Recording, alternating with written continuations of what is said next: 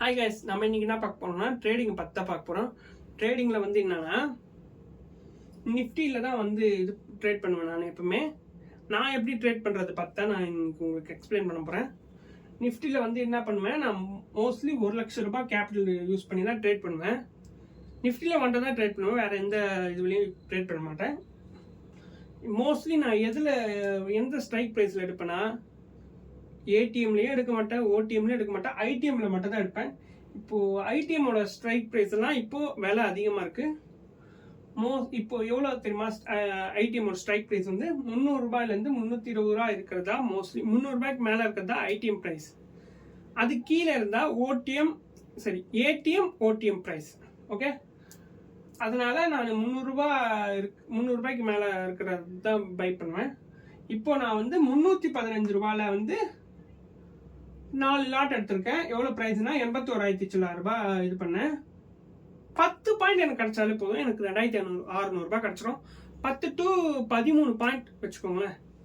நான் ப்ராஃபிட் பண்ணிட்டு வந்துகிட்டே இருப்பேன். நான் வெயிட் எப்பவுமே மார்க்கெட்டில் வந்து ப்ராஃபிட் இருக்கோ இல்லையோ லாஸ் கன்ஃபார்மாக இருக்குது. மார்க்கெட்டில் எப்பவுமே ஸ்டில் என்ன ப்ராஃபிட் வருதோ எடுத்துகிட்டு வந்துக்கிட்டே இருங்க.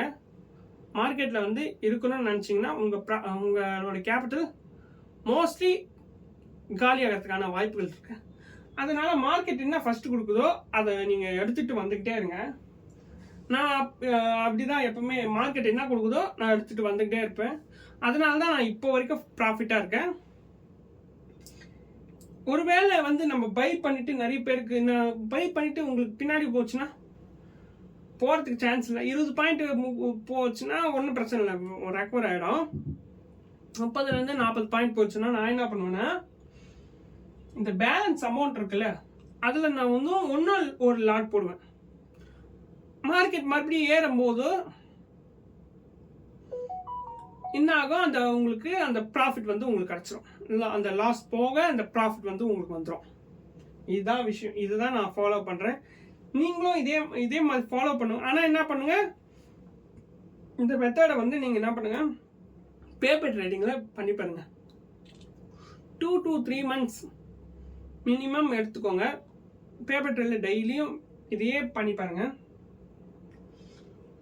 உங்களுக்கும் ஸ்கேல்பிங் ஒத்துக்குன்னா சரி, உங்களுக்கும் செட் ஆச்சுன்னா இது சூப்பராக இருக்கும். ஹோல்டு பண்ணுறது இப்போதைக்கும் சரி, எப்போவுமே சரி வேஸ்ட். என்னை பொறுத்த வரைக்கும் ஹோல்டு பண்ணி கொண்டு போகிறதுன்றது ரிஸ்க் தான். என்னை பொறுத்த வரைக்கும் என்ன ப்ராஃபிட் வருதோ எடுத்துகிட்டு வந்துக்கிட்டே இருங்க. நீங்கள் நம்ம சேனலுக்கு புதுசாக இருந்தீங்கன்னா சப்ஸ்கிரைப் பண்ணிக்கோங்க, பெல் ஐக்கான் அழுத்திக்கோங்க. அப்போ தான் நான் போடுற வீடியோ உடனுக்குடன் நோட்டிஃபிகேஷன் வரும். தேங்க்ஸ் ஃபார் த வாட்சிங் வீடியோஸ்.